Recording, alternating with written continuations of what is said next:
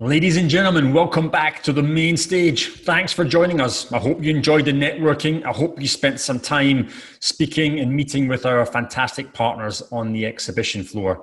We've just had two incredible guest addresses from Jaron and also from Kat.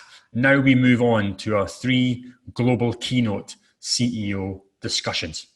The first up, Dave Long, co-founder and CEO of Orangetheory Fitness, one of the most recognizable household names in the entire of the fitness industry. Dave has done an incredible job with his team in expanding the business to over 1,000 properties on every continent of the globe. A true pioneer in franchising, a true pioneer in group exercise and programming. I'd like to welcome now an exciting and highly enjoyable discussion with Dave Long.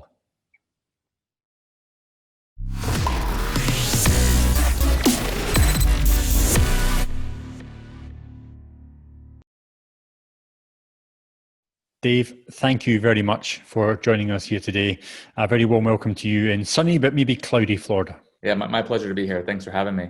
Can you describe the past few months in a few words? It's obviously been a roller coaster 2020. Can you put it into words for yourself and for Orangetheory? Yeah, I think roller coaster is a good term.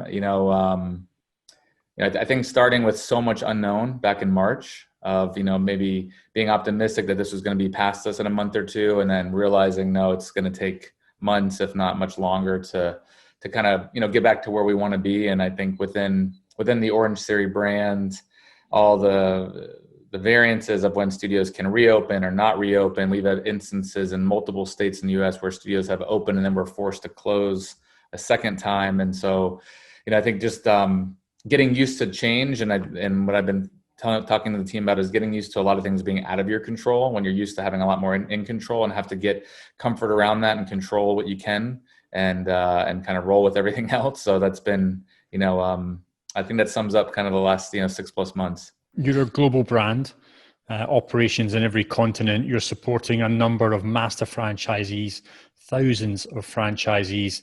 Reflecting back on these past couple of months, are you seeing any trends in terms of the challenges you're helping your franchisees overcome? Are they mostly operational in nature, or are they strategic, financial? What are your thoughts? It's really all of the above. I think we've always prided ourselves in being very engaged with our franchisees and making sure we were on the pulse of what they needed. And there's, this pandemic has created this whole other level of support, both just, having a team to connect with and actually, support them in their forward moving that they need, as well as all the additional things that have come up about safety protocols, how to communicate with members when you're temporarily closing and reopening. So we've added a whole other communication layer to the business to make sure franchisees had really toolkits in multiple areas. And so if anything, our communication has actually increased with our franchisees and our master partners around the globe, which I think during this time is just really important. Looking at the future of fitness franchising, I know, of course, we're seeing in Asia already a rebound in terms of usage of gyms. Going forward, we're also seeing a depression of rental prices. Is now the best time to actually look at fitness franchising? I'm probably biased, but I think it's actually it's a really good opportunity if somebody is involved in a brand or wants to get into fitness franchising. This we believe is a really good time. We're hopeful that the consumer globally's focus on wellness is actually going to increase as we come out of this. And we know that globally, the demands, great products in fitness, there's more really demand than what's being delivered. Even though there's a lot of players out there, most people, as you know, are not engaged in enough physical activity and wellness programs. So if anything, we think there's an opportunity for a lot of growth in all different forms of studio and wellness. On this road to recovery, there's obviously going to be a few bumps along the road, Dave. I know one of these challenges, of course, will be aligning government relations, which, of course, we know that the US in particular have had strong lobbying movements. How do we as an industry carry on this momentum to make sure that these bumps in the road can be flattened out on our road to recovery? I think the way we look at it is making sure we have a really unified voice in fitness is more important than ever before. And then, unfortunately, I don't believe that we had as unified or as big of a voice pre-pandemic.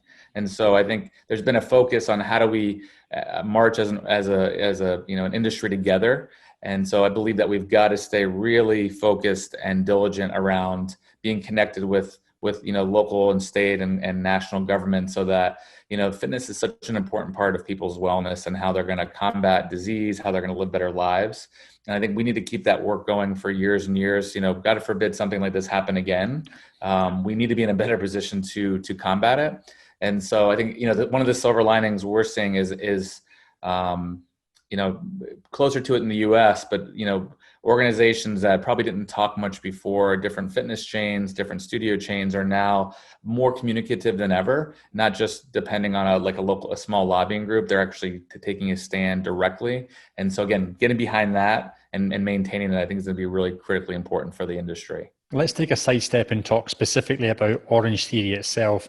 In the past few years, Dave, you have experienced year upon year of nothing short of hypergrowth. Of course, before this 2020 hit.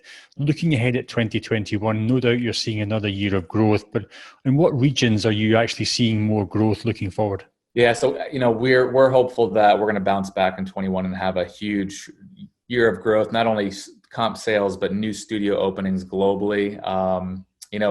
Japan is a market that has been growing even through this pandemic. They opened their 11th location actually this week, and they're lining up to open a lot of locations. They'll probably double in size or more going in 21.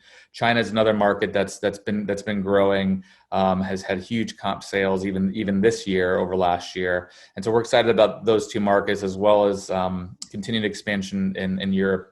So yeah, when we think about next year, I think internationally, we actually believe that we could have a banner year for Orangetheory. Well, we look forward to seeing that. Let's look at maybe member retention. You obviously got a really strong, almost cult-like following in terms of your tribe. Part of that is down to you always being so innovative in your group exercise formatting. Looking ahead to the future, is reformatting and repositioning of new group exercise going to be a strong element in terms of member retention? What are your thoughts on how the future of group exercise will look like? So, we believe the long-term future will be able to go back to kind of the norms of, very busy, kind of packed classes. I think timing is really everything, timing in market, timing within intra-market. And so we're really looking at how do we stage it so that safety and safety and comfort of the customer, of the member comes first, and the business comes second. And so we're going through a bit of that even today, where some studios are allowed more capacity than others. So we're building kind of a muscle of how do we inch our way back to kind of whatever the new norm is. And we're also experimenting even for us, probably more accelerated innovation around live coaching done virtually, around different class formats to allow people to come, even off peak times. And we actually have, as of today, we have about 350 locations that are doing, as part of their programming, some outdoor programming, which was probably foreign to the Orangetheory brand because it was all so equipment based. But we found a way to pivot and still provide science-backed, technology track, coach inspired, but in an outdoor format with various equipment. And we're actually finding, probably surprisingly, our members are actually loving the variety. And especially if in the here and now, the tranche of members that may not be comfortable going inside yet, they have a bridge to connect with the brand, get amazing workout. And then later we see, as things continue to improve, more folks comfortable going back into the studio. Part of your innovation, of course, has been technology investment year after year. You've pioneered wearables, you've pioneered apps, and now, of course, with your online classes. What does the future of technology look like to you, and how will that intertwine itself into the future of Orangetheory? Yeah, it's a great question. So I think, we're very data rich. We're capturing so much data from each of our members' workouts, and we've got, marquee touch points of how to communicate back to really motivate them to continue and see the results they're getting. I think our goal moving forward is how do we tie it all together and simplify it so a member can understand that this is their personalized kind of prescription to get the best results. They need to do this class 2 to 3 times a week and then add in something, could be online, could be at home. Could be a different type of class, or even a recommendation of what they should do for recovery. Our goal, and some of it will be AI machine learning powered, is to provide a simple but customized set of touch points so a member can, one of the things about our members is they like that it's simple and easy. They want to come in, get an amazing workout, get the community, wherever that is, but to give them an ability to have a bit more of a roadmap and be more predictive is where we're going with it. But we want to keep it simple. We know our members don't want to spend an hour looking at an app every day. They want to log in and then in a minute understand what they should do to become, to continue to be on that journey to more life. One of the things that people are really passionate when it comes to boutique fitness is the level of service they get, which obviously comes down to keeping your staff engaged and energized. There have been a lot of retrenchments, a lot of redundancies made across the fitness industry, Dave. How can we as an industry make sure we don't lose this talent, make sure it's kept in the industry for the benefit of our long-term growth? Yeah, it's a great question. And I think it's one of the things, if not the top thing I've been struggling with is how do we maintain the level of engagement for us, at our headquarters office in Florida, and then, our franchisees and their, 30,000 staff across the globe. And, I've been consuming, the best information out there. I sit on a CEO roundtable of all different sectors. And I believe, we have to continue to pivot and provide engagement wherever it's at. So if that means getting better and better at calls like this, where we're doing things virtually, but finding ways to make it more interactive and more engaging. And those are the things that we're thinking about. It's hard to beat in person. We know that. And a big part of our brand is the 2 events we hold a year where we have, 2,000 people attend. So we're also looking at how do we do a combination of virtual and in-person. We know we want to get back to having in-person events. They might not be as frequent and it might not be as soon as we want, but I think being really diligent about how to incrementally make the virtual experience better and better. It's easy just to do the vanilla same Zoom call or go-to meeting or whatever it is, but I think there are ways to engage folks. We're doing all types of things from pop surveys and panels. We're rotating and having different team members host each meeting and bring different flavors and different things into it, all for variety and for engagement, because it's easy to get caught in the Zoom meeting cycle where we all talked about it's more tiring to be on Zoom calls for 8 hours a day than it is to be in the office interfacing with people. So finding that balance is something that we're going to continue to work at as we get back to our new norm. Well, 2020 is going to teach us a lot of lessons, both personally and, of course, in business. Has 2020 already taught you a couple of lessons you're going to take forward? And if so, can you share them? I think one from top to bottom, I think that this industry is all about people, I think more than any other industry. And I think we've been fortunate. Some of it's a lesson, some of it's just a reminder. We have such amazing people at every level. The headquarter level, our franchisees have really stuck in. This is a time when you kind of know how everybody feels when the going gets really tough, and our franchisees have stayed committed and focused and done the hard work, which has trickled down to their teams. So, I think we're grateful that we've worked together instead of working against each other. And so that's been, I think, a lesson and a reminder that it really starts and stops with the people, and to make sure that we're always focused on that piece. And I think personally, being able to be balanced and around family very often has always been a priority, but some of this downtime and remote working has actually been an opportunity, even though it comes with challenges, to spend even more time with kind of your direct family. And we know that kind of dovetails with workforce working remotely and how challenging it is to juggle family and kids and virtual school, but trying to find the bright spot in that and appreciate that actual time, because it's easy to be in the typical rat race where you don't tend to make enough time for family. So we've been really communicating to our teams to just try to enjoy it and make the best of that, because this might be a unique time that doesn't come around again. And if anything should live on, it's to make sure we have that family life, that family work kind of life balance. That's so important, and really why we're all in this industry to start. Dave, I think that's a great place to wrap it up. Connectivity, family, and making sure that the work-life balance is great. Thank you very much for joining us today. Really appreciate your time. Yeah, my pleasure. Thanks for having me.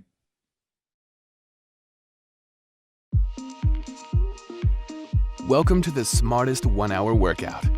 Orangetheory Fitness is a science-backed, technology-tracked, coach-inspired group workout that gives you more results, more energy, more confidence, so you can get more out of life. It's heart rate-based interval training designed to produce results from the inside out. Every workout is designed to include cardio intervals on the treadmill to build endurance, strength, and power, with bike or strider options for those who need them.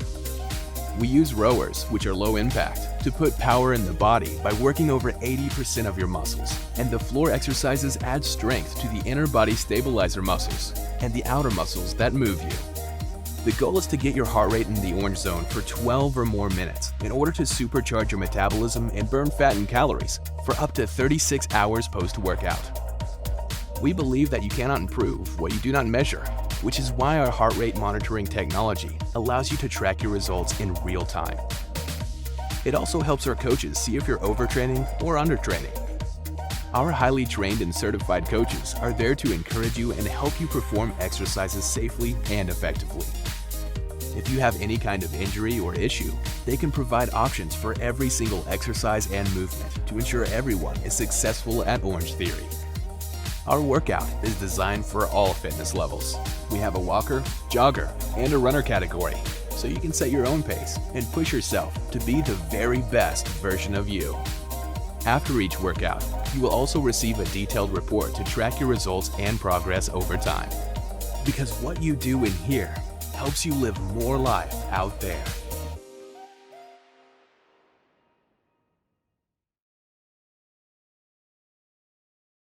Hey guys, I'm Linda, the co-founder of Weeba here in Singapore and Hong Kong.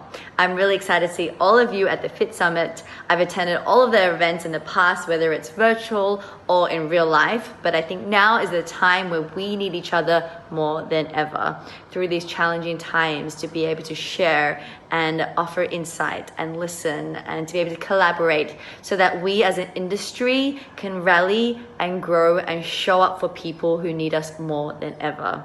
I'll see you guys real soon and I'm looking forward to sharing with everyone.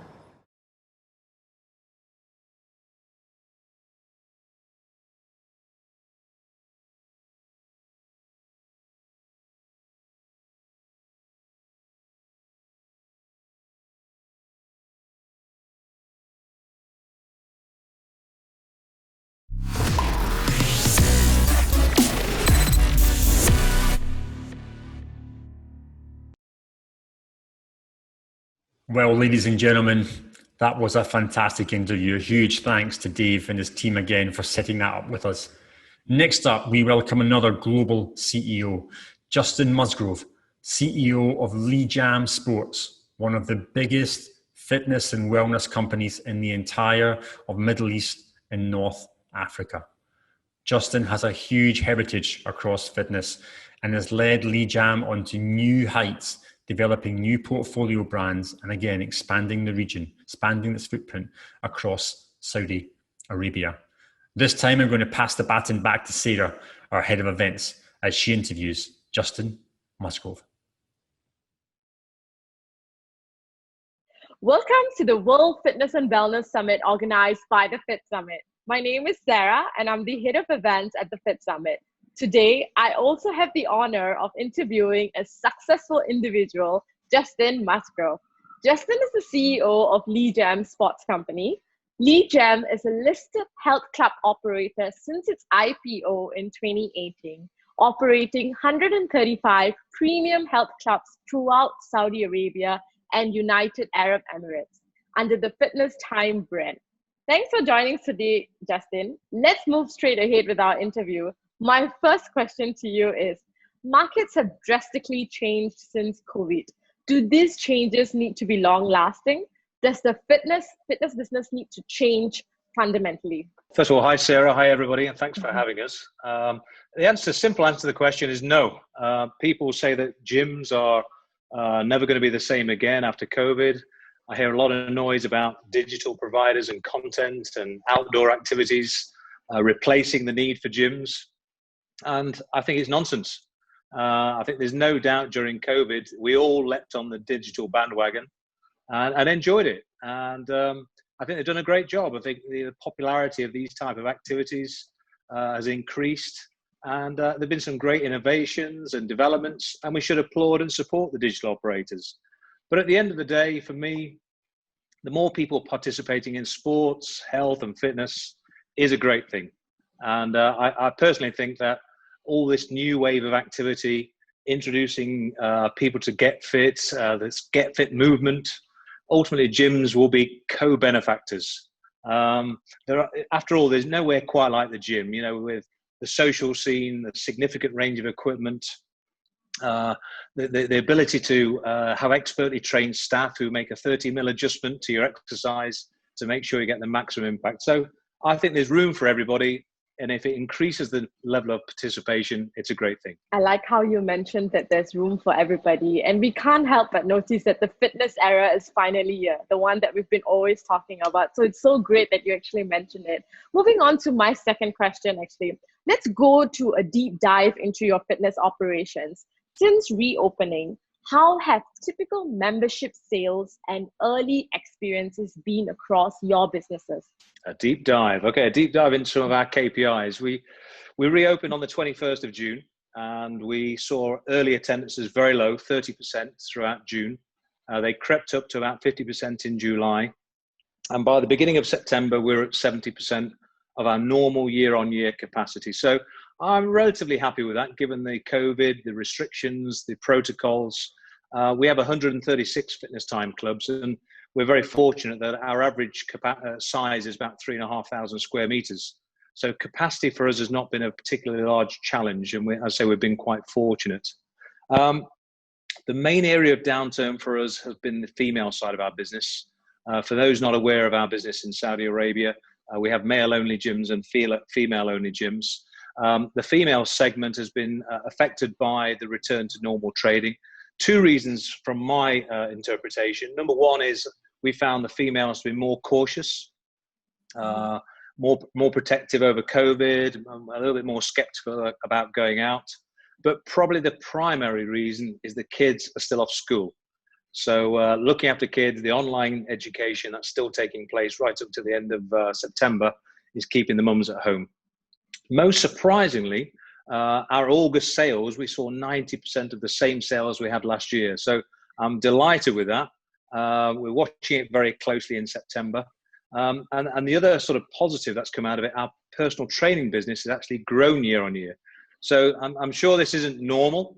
I'm still completely shocked by it, but we're seeing more and more people turning to personal training. It's always amazing that I'm actually hearing very good news from your side, because most of the time we're always talking about the bad side of whatever's happening, whatever the pandemic has costed. So Congratulations, firstly.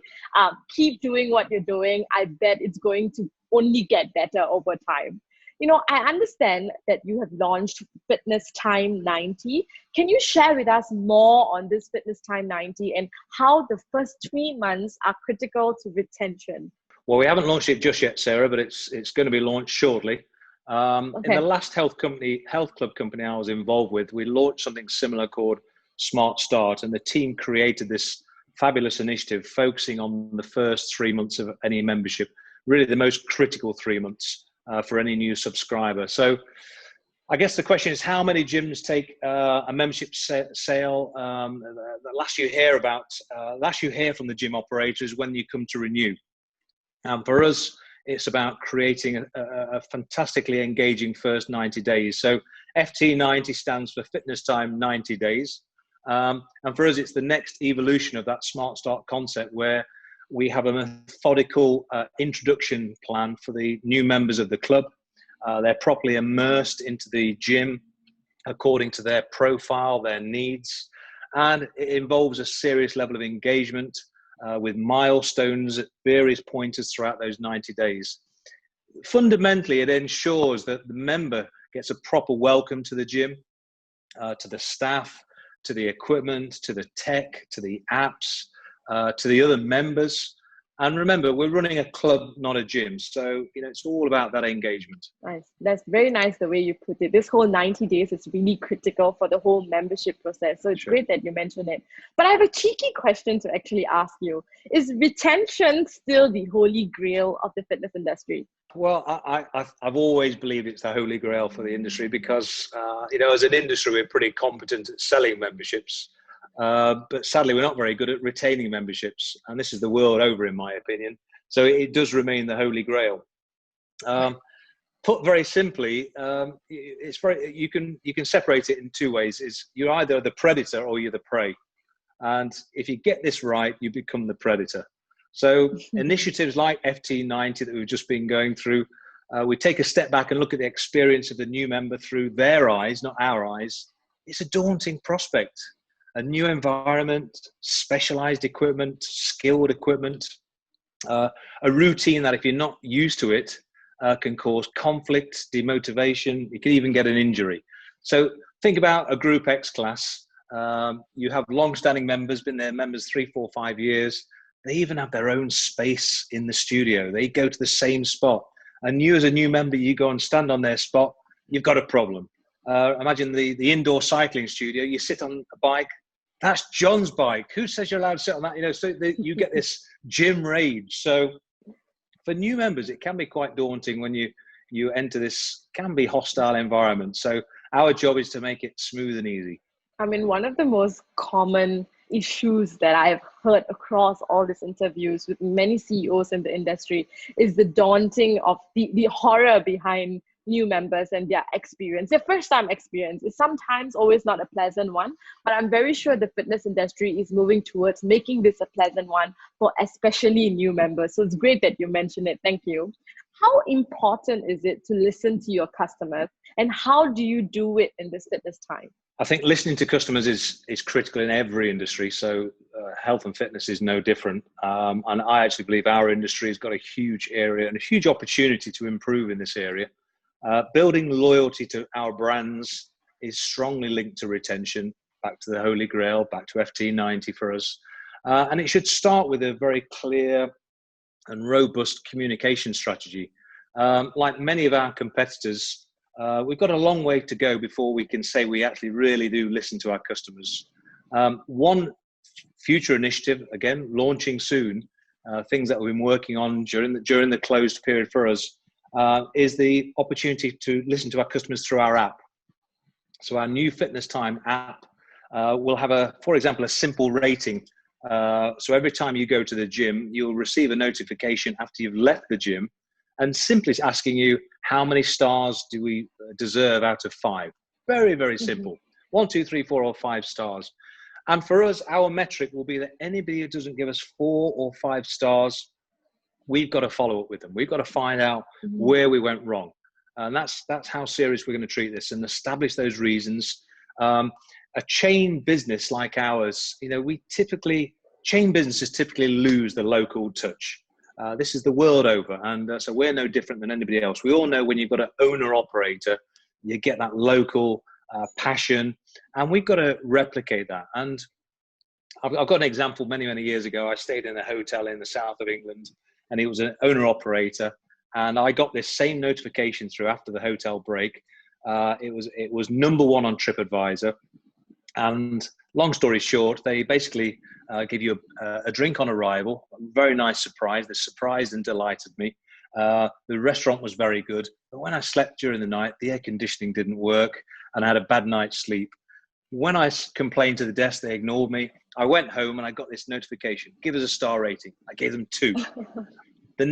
Within the hour, I had the owner on the phone saying, "Please, why did you give us 2? This is terrible."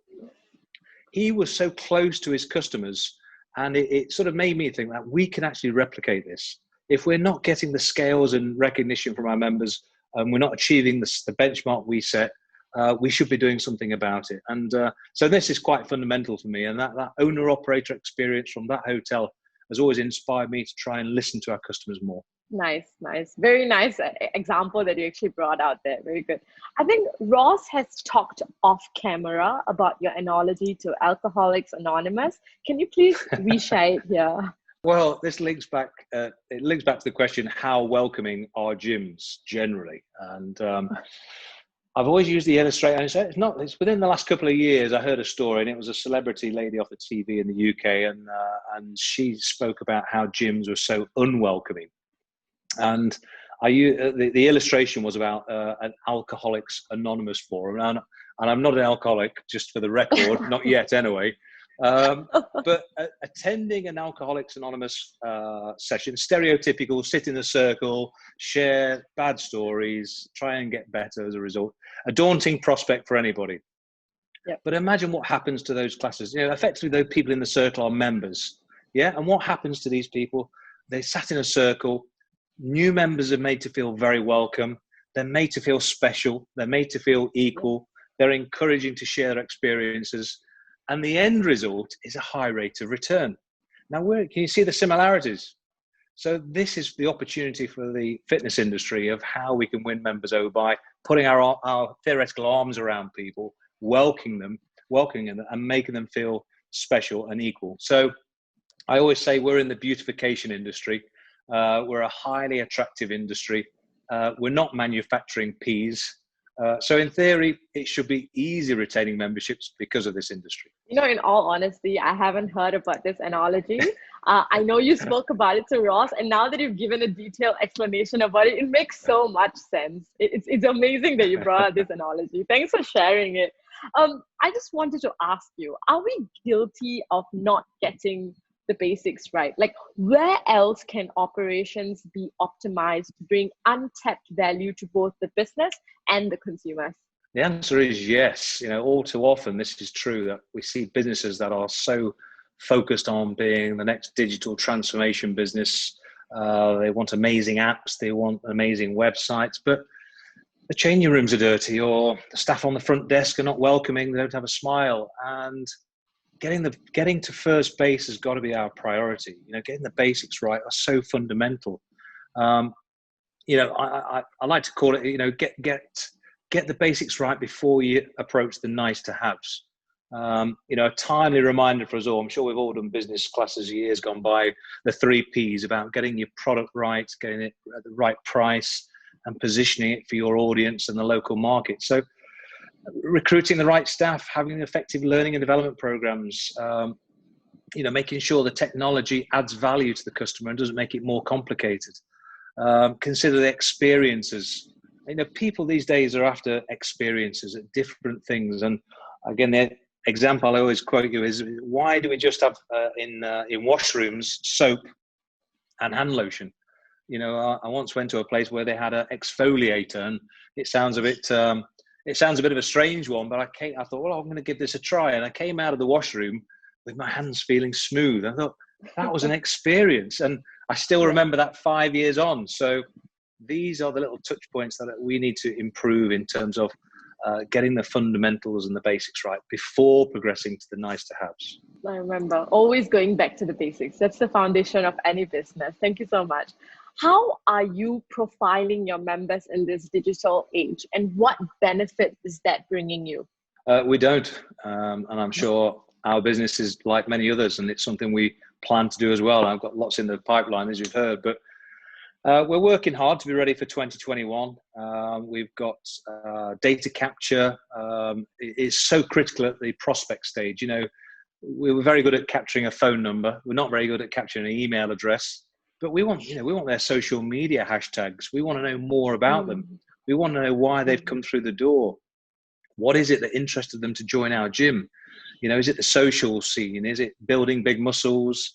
Is it toning? Is it losing weight? All of the usual things. I'm sure that's nothing new for anybody, but registering their interests, getting our fitness team to program how to meet and exceed those goals, which comes back to the Holy Grail. We keep saying it: retention, retention, retention.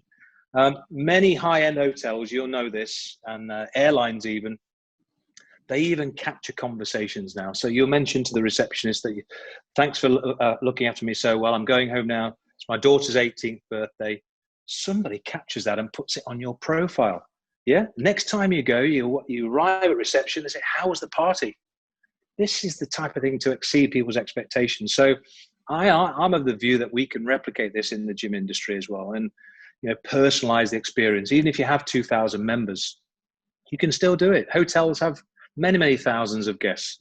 So capturing everything about the member, their touch points in the gym, leads on to the sort of next era of capturing what they do when they come to our gyms. So what are they spending on massage? What are they spending on PT? What are they spending at the cafe where they buy coffee, protein shakes?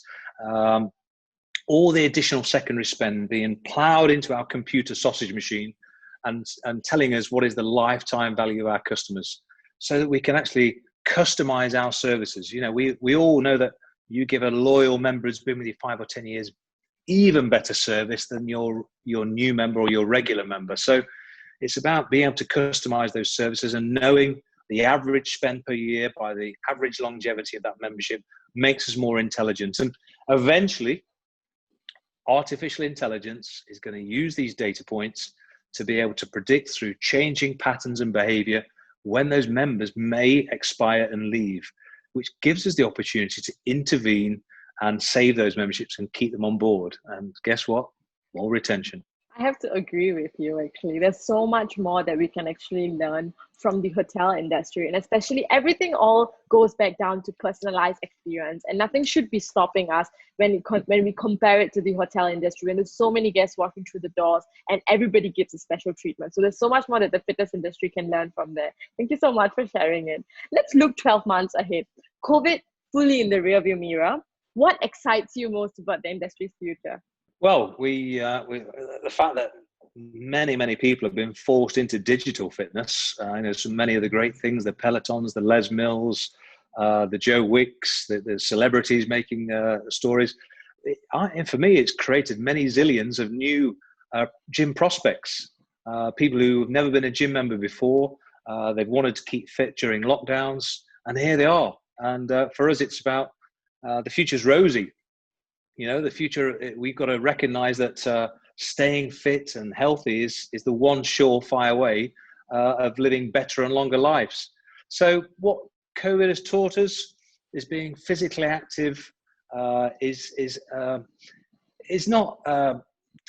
probably going to be the greatest antidote that's going to sort of address the issues of COVID. So fit and healthy people are going to actually be able to ward off these dangers. For gym operators like us, it's been a wake-up call. That's the reality. We've got to get digitally responsive. And at the beginning of this piece, I said that it's not the be-all and end-all. I don't believe it is. But equally, we can't brush it under the carpet and just say, okay, that was the digital live streaming that we did, the digital online classes, the digital PT we did. We're going to continue those things. So we've all had to evolve. So it's going to change the DNA of gyms going forward, in my opinion. But it never will replace good programming, the 3 Ps as we've talked about, good profiling. These are fundamental to our success, getting the basics right. Digital is a supporting act. It's not a replacement. Definitely. Digital is here to stay. And like what you say, it's a supporting act. Thank you so much. Let's move on to the final question. What one business lesson and one life lesson has 2020 taught you? Well, I'm sure, like probably many of us here, we've all experienced this adversity and severe adversity this year. For me, communicating well has been absolutely fundamental. And again, whilst we've all got probably pretty tired of Zoom calls and Teams, they've been pretty fundamental to making sure we're all rowing in the right direction and the same direction. So for us, we had a daily call for 3 months with the senior team. And you look back now and say that was pretty fundamental to as achieving our goals. And, for many of us, survival has been the goal. And so communication has been critical. Thank you so much for sharing this life lesson. Thank you so much, Leejam, for your time. Thank you so much. Do you have any final words to actually say to wrap up this interview, especially to the industry during this trying time? Well, all I would say is we've got to stay positive, haven't we? And I always think the glass is half full. I'm sure like many of the people watching this do as well. It's extremely difficult times. I know I've quoted some positive numbers today, but there is a lot of difficulties out there. But, working together, the forums like this, the Fit Summit, the URSA, have all been working very, very hard to communicate what keeps us alive and kicking in this industry. And many industries have been decimated, ours more than many. But staying positive, staying focused, there'll always be a need for health and fitness. And if anything, it's going to come back stronger. So we've just got to get through these the next few months, maybe these next 12 months, to actually see exactly what's going to happen. But I believe there's going to be more people looking for digital fitness, outdoor fitness, and gym memberships. So I remain optimistic. But best of luck to everybody as well. Thank you so much, Justin, for your time. Thank you.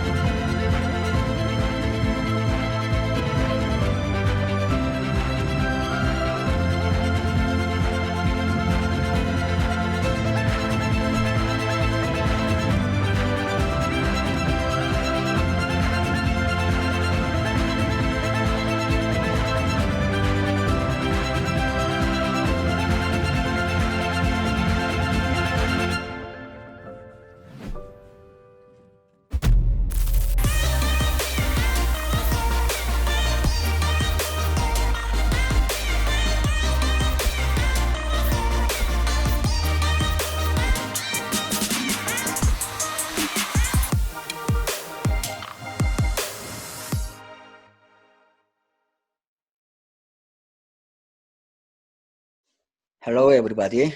I am Katie Kim, the CEO of Spoeni, a fitness brand in South Korea. It is a great honor to be able to communicate with the global leaders of fitness industry here. And I am very thankful to Mr. Campbell for inviting me to such a great meeting. Spoeni is running 80 branches, and we are the biggest and fastest growing fitness chain in Korea. So far, we have opened 10 more branches this year, and we are going to launch 5 more branches within this year. As you all know, the world has been changing dramatically since the COVID pandemic. The legendary Intel CEO Andrew Grove has mentioned about an important period called the strategic inflection point, where we face radical changes of our business. We can see a new balance change among the corporate structure, management, and competition from the strategic inflection point, and eventually, this is going to shift our business with a completely new paradigm. The strategy inflection point can bring up a new opportunity as well as a crisis. The companies go up and down in accordance with their reactions. I think there has never been such a critical period where all of the global business industry has faced the strategy inflection point at the same time. The changes from this pandemic will be the beginning of the strategy inflection point, and it is going to threaten our fitness industry. This is going to change people's behavior pattern, and our reaction tool. Such a change will be the key of our next success. Andrew Grove said, there is no universal formula to get over this point, but we need to keep an eye on the possible changes and to deal with them in a timely and strategic manner.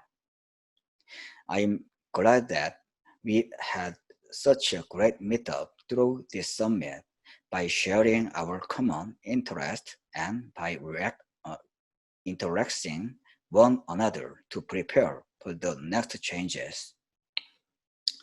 As this time passed by, I think many of business will be ruined, but some of them will achieve a dramatic and rapid growth.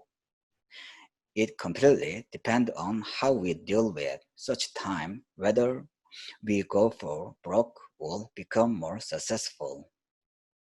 Every business has winners and losers. Whether we gain a victory or a loss is dependent on our reaction toward such changes. adjust them, or die, now is the time to consider this essential change. It is not the time for the strongest to survive, but the time for the fittest to survive. In order to get over this difficult period successfully, Spoeni has been working hard with many different strategies and trials.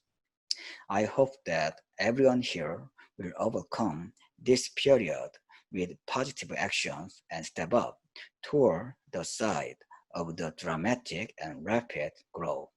Thank you.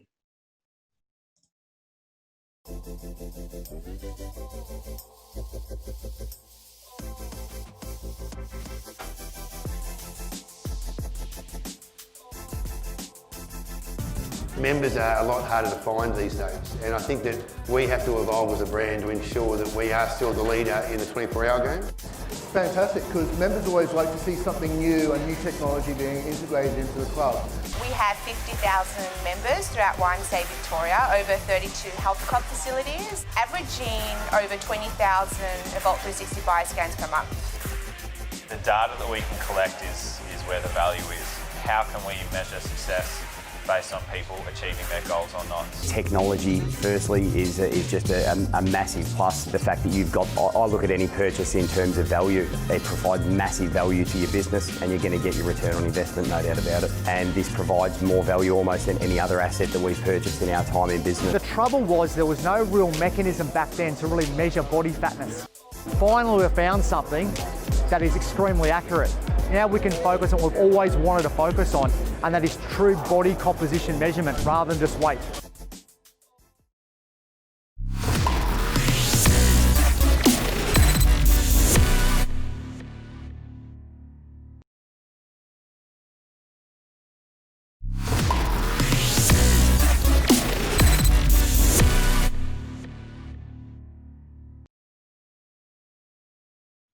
Thank you, Justin. Thank you, Sarah. Another great conversation. Very much enjoyed that. I hope you did too, ladies and gentlemen.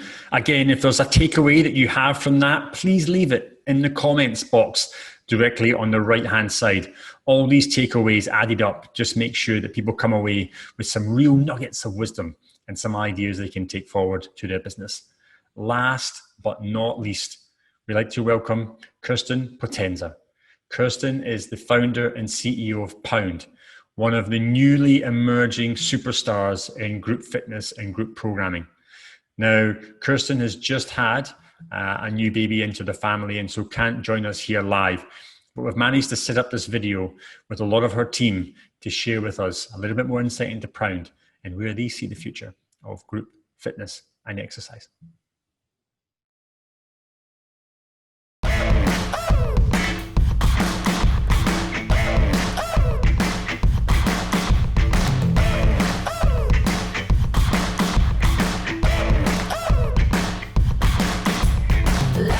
The Pound Rockout Workout. So please welcome to the show, Kirsten Potenza. Hi.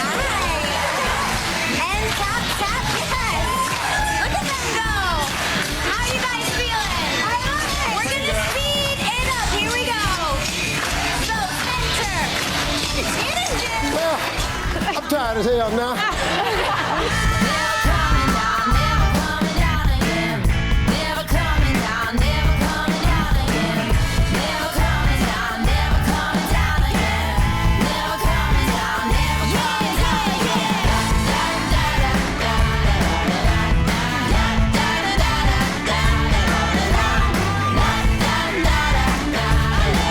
Your big way of sharing and fostering love, that's really our purpose. Love you. And I want you to let it out. Let it all out.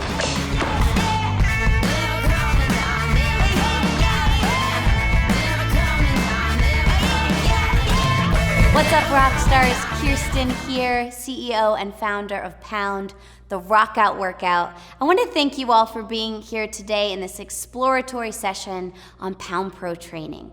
So Pound was created in 2011. And of course, when we were formulating all the magic that went into this program, we wanted to create a workout that was effective, where you can get the most bang for your buck, the best workout in the shortest amount of time, and of course, something that was just fun. But beyond that, we wanted to target the mind as much as we did the body. This little guy up here is pretty important, and it'll get us many places in our life. So when we created the workout and started to formulate its structure, we really looked at it from 3 different angles. So the mind, the body, and the inner rock star. We'll start with the mind. We created lightly weighted exercise drumsticks called rip sticks that really form this beautiful brain to body connection. So every time you tap those sticks down above your head, wherever they might be, you're connecting with your body in a way that you cannot do in any other workout. Also, you're moving along with a group of people, very similar to communal drumming, which studies have proven to relieve stress, boost mood, and even improve your memory. All incredible things to have. Next, we looked at the body. So Pound's design enhances brain to body connection, inspiring something called audio physio reinforcement, which is simply being able to hear your body's physical exertion. Simply put, you're gonna get a better workout in a shorter amount of time and have no idea. We also created 4 pose-based positions, and when you mix that with continual arm movement, you get an incredible top to bottom, full body from the inside out workout. Last but not least, and probably my favorite, we release inner rock stars around the world. So what does that mean? We live in a world that's constantly pulling us apart, whether it's social media or physical location. We bring back that human connection. We create environments that are inviting, that are inclusive, that are empowering, and we let everybody and every participant, and this is a pro's #1 responsibility, be uniquely themselves. There's nothing that feels better than that, and there's nothing that's more empowering than that. All right, so before we dive into what you get and what you experience in Pound Pro training, I want to talk about something that lives within our core values here at Pound. We designed this workout from the beginning and also have evolved it over the years to make sure that it truly is a workout for everybody and every body, any age, any stage, any ability.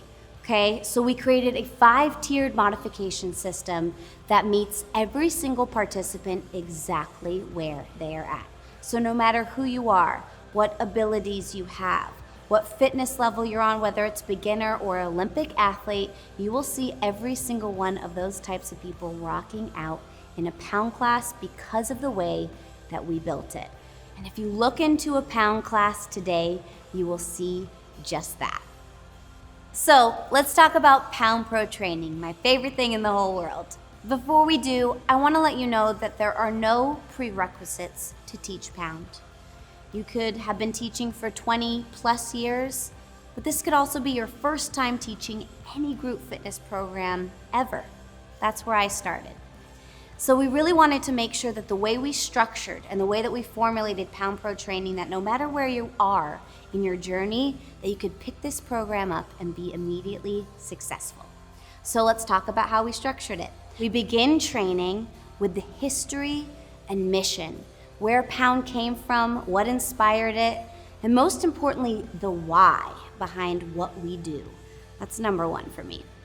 Next, we go into a deeper dive of the mind, body, and the inner rock star. So you'll get all those juicy details and learn a lot of new things that you might have not known before. After that, we review the Pound formula, all of the building blocks that create a successful, an effective, a safe, and a fun class experience. After that, we learn the language of Pound. It's the way that we write our choreography. You'll also have access to the Label, our online instructor network where you'll get choreography in visual form, so videos as well as technique highlights running you through all of the choreography, not only that you learned in training, but everything in our library. Last but not least, you will spend a chunk of training breaking down and experiencing Pound choreography. This is my favorite part. It's the goosebump inducing part of training. I hope that after this, you will walk away inspired, empowered, and ready to bring the magic that is Pound back to your community. We truly do everything we do at Pound because of human connection. We're really nothing without each other. We're nothing without the bonds that we create, the support systems, and the families that we create around and with each other. I can't wait to see you, just like many of our Pound pros, do the same. But don't take my word on the magic that is Pound. Hey, it's Percy Reynolds with Pound. Just wanted to spend a little bit of time talking about what makes Pound so great and how it can fulfill and extend your group fitness programming in your facility or your clubs.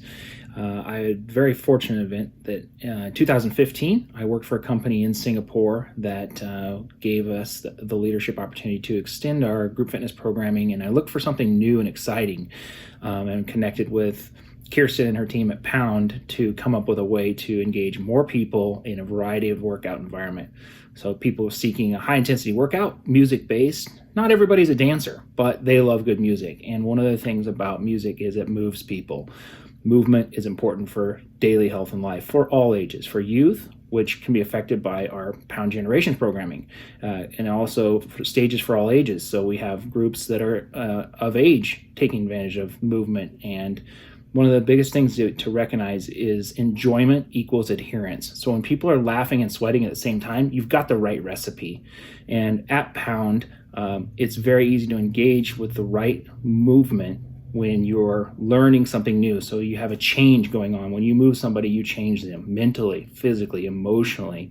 And Pound's done a great job recruiting the right people to make sure this happens for all business owners. Very easy to get involved, as there's no overhead fees or licensing fees that would come with Pound. All you need is great instructors and some green ripsticks to let somebody de-stress and have fun.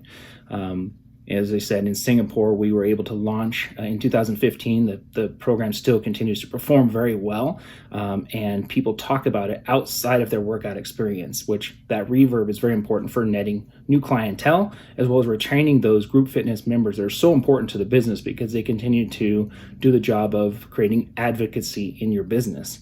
When we draw on the people that we've looked at over the past couple of years, we see that one unique thing is that we find passionate instructors who love the format in training differently and training in an environment that empowers people, giving them a chance to go out and enjoy movement and health lifelong. So I strongly encourage you, if you're considering making a change or adding into some gaps in your group fitness program, look to Pound. Contact the team, and we will be glad to set up some launches and all the arsenal that would bring marketing support as well as the continued education for your coaches to deliver incredible member experiences. Thanks, and we'll see you in 2021.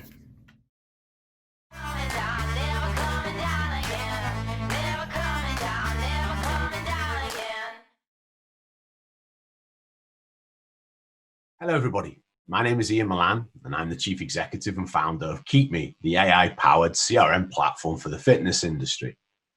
2020 has not turned out the way any of us would have expected. But I think we have to take great confidence from the way that the industry has been able to come together, innovate, and ensure that it has the capacity to remain the important part of society that it is. Platforms like the Fit Summit have been fantastic for us to learn from our peers and to understand that collaboration in periods like this is a very important skill that is going to provide us the opportunity to have a greater security going forward. We're a long way from this being over, and 2021 is certainly going to produce some challenges.